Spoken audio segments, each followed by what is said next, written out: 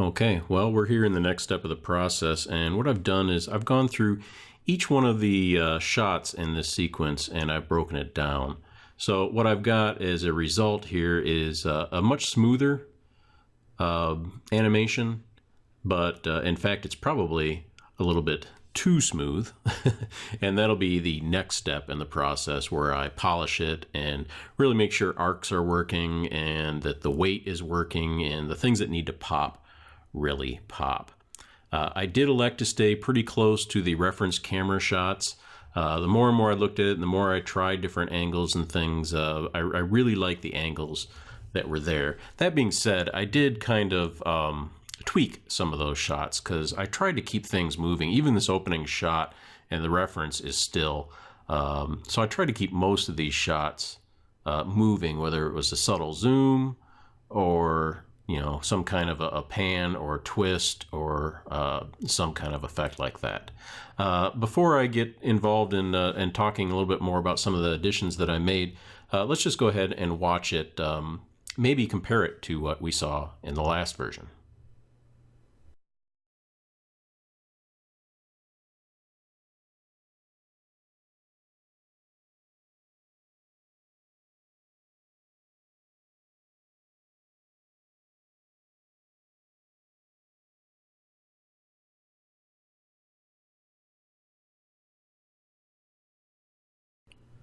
So I hope you agree it feels a little bit better now, or a little smoother anyway.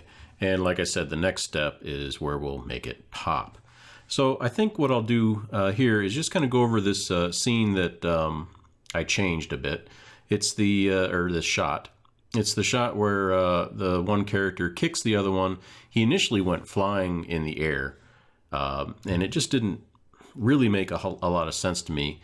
This shot to the next shot. So instead of him flying high up into the air, I have him being kicked over across the ground, and he kind of recovers and then turns back, and then that sort of matches up with this shot where he gets to counterattack.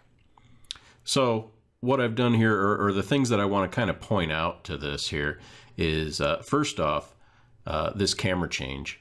You have this, this kick right here, and the camera immediately flips 180 degrees or thereabouts. And I think that really helps sell that impact of that kick. One thing that I will note is this shot does happen very quickly. I think you more sense it than see it in terms of him flying away and landing and then recovering. But one thing I did want to mention was this angle here.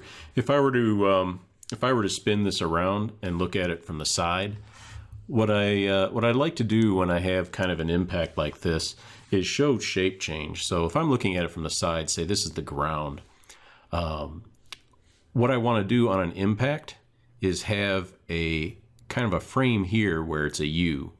And by that I mean these are his feet, and say these are his hands here. Maybe his head's like this. And then you counteract that, or you not counteract that, but you follow that up with an upside down U. And here, if I clear this off, I'll see if you can kind of see. This is what I'm talking about with the U here.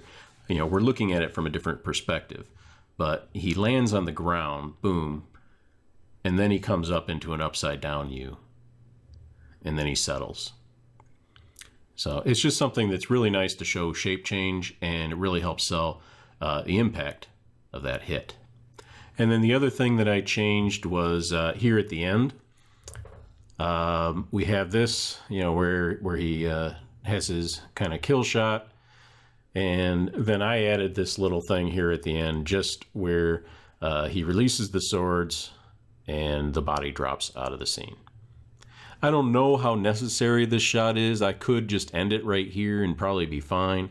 Less is more kind of thing. But I did feel like I wanted some kind of a resolution to this shot. So in the final cut, we'll see if it makes it. And that'll be it for this video here. I will do one more video, and once I get through the polish phase and I start rendering out the shot, and I'll just talk about some of the basic things that I'll go through during that process.